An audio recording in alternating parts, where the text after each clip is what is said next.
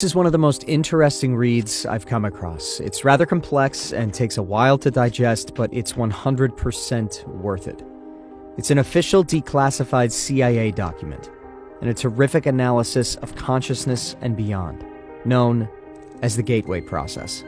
While it's an older document and has been declassified for a while now, the fact that modern developments in science, quantum physics, psychedelics, and neurobiology confirm what's written within those pages is nothing short of outstanding.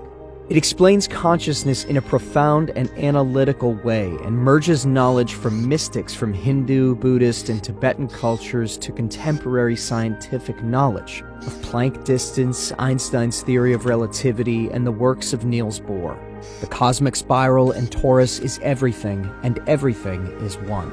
It seems as though individual consciousness is pulled from the collective consciousness using the frequency vibrations of the being. This applies to humans, whales, fungus, and amoeba. Mystics of past and present, including all ancient religions, understood these concepts thousands of years ago. Still, it takes much to open the minds of the most pragmatic, self-conscious, and uptight people. (11) Consciousness and energy. Before our explanation can proceed any further, it is essential to define the mechanism by which the human mind exercises the function known as consciousness, and to describe the way in which that consciousness operates to deduce meaning from the stimuli which it receives. To do this, we will first consider the fundamental character of the material world in which we have our physical existence, in order to accurately perceive the raw stuff with which our consciousness must work. The first point which needs to be made is that the two terms, matter and energy, tend to be misleading if taken to indicate two distinctly different states of existence in the physical world that we know it. Indeed, if the term matter is taken to mean solid substance as opposed to energy, which is understood to mean a force of some sort, then the use of the former is entirely misleading. Science now knows that both the electrons which spin in the energy field located around the nucleus of the atom and the nucleus itself are made up of nothing more than oscillating energy grids. Solid matter, in the strict construction of the term, simply does not exist. Rather, atomic structure is composed of oscillating energy grids surrounded by other oscillating energy grids, which orbit at extraordinarily high speeds. In his book, Stalking the Wild Pendulum, Itzhak Bentov gives the following figures. The energy grid, which composes the nucleus of the atom, vibrates at approximately 1022 Hz, which means 10 followed by 22 zeros. At 70 degrees Fahrenheit, an atom oscillates at the rate of 1015 Hz.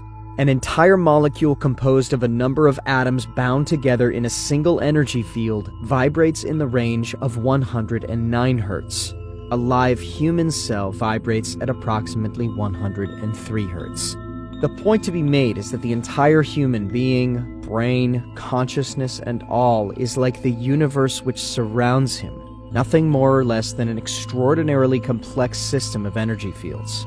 The so-called states of matter are actually variances in the state of energy, and human consciousness is a function of the interaction of energy in two opposite states, motion versus rest, in a manner described in the following paragraph.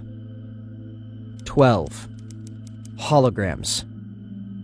Energy creates, stores, and retrieves meaning in the universe by projecting or expanding at certain frequencies in a three-dimensional mode that creates a living pattern called a hologram. The concept of the hologram can be most easily understood by using an example cited by Bentov, in which he asks the reader to visualize a bowl full of water into which 3 pebbles are dropped. As the ripples created by the simultaneous entry of the 3 pebbles radiate outward towards the rim of the bowl, Bentov further asks the reader to visualize that the surface of the water is suddenly flash frozen, so that the ripple pattern is preserved instantly. The ice is removed, leaving the 3 pebbles still laying at the bottom of the bowl. Then the ice is exposed to a powerful, coherent source of light, such as a laser. The result will be a three-dimensional model or representation of the position of the 3 pebbles suspended in midair.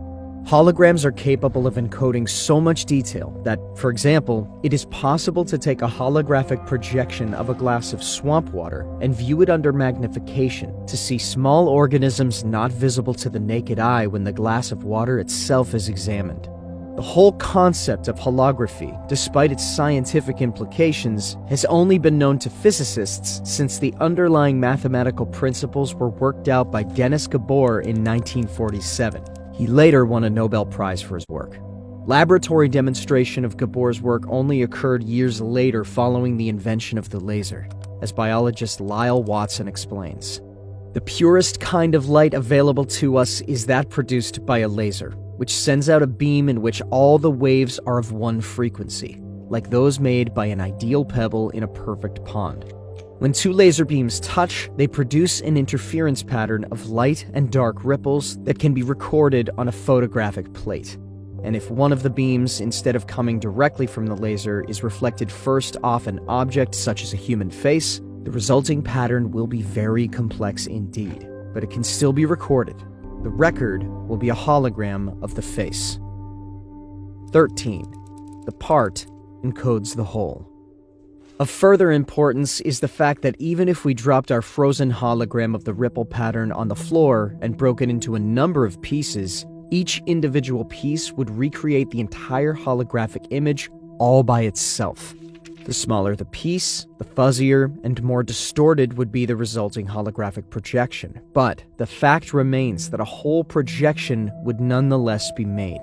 The key to creating any hologram is that the energy in motion must interact with energy in a state of rest, or non-motion. In the foregoing example, the pebbles represent energy in motion, while the water, before its agitation by the pebbles, represents the energy at a state of rest. To activate, or in effect, to perceive the meaning of a holograph, energy, in this case a coherent light source such as a laser beam, must be passed through the interference pattern generated by the interaction between the moving energy and the energy at rest. In the simple example given by Bentov, this requirement was fulfilled by holding the frozen interference pattern in front of the coherent light to project the three-dimensional holographic image, its meaning, into space. As Marilyn Ferguson, editor of the Brain Mind Bulletin, tells us, another feature of a hologram is its efficiency. Billions of bits of information can be stored in a tiny space. The pattern of the holographic photograph is stored everywhere on the plate. 14. The consciousness matrix. The universe is composed of interacting energy fields, some at rest and some in motion. It is, in and of itself, one gigantic hologram of unbelievable complexity. According to the theories of Karl Pribram, a neuroscientist at Stanford University, and David Bohm, a physicist at the University of London, the human mind is also a hologram which attunes itself to the universal hologram by the medium of energy exchange, thereby deducing meaning and achieving the state which we call consciousness.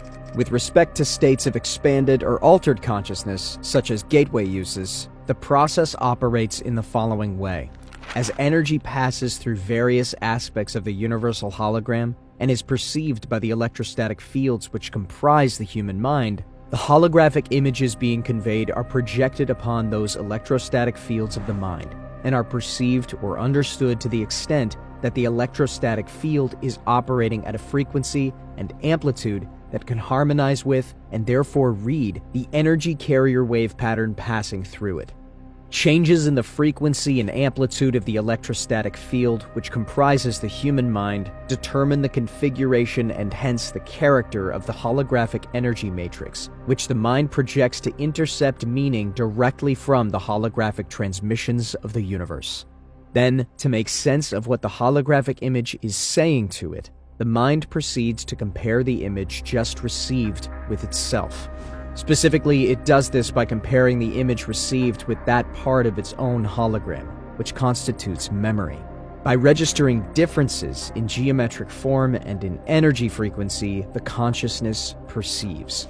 As psychologist Keith Floyd puts it, contrary to what everyone knows is so, it may not be the brain that produces consciousness, but rather consciousness that creates the appearance of the brain.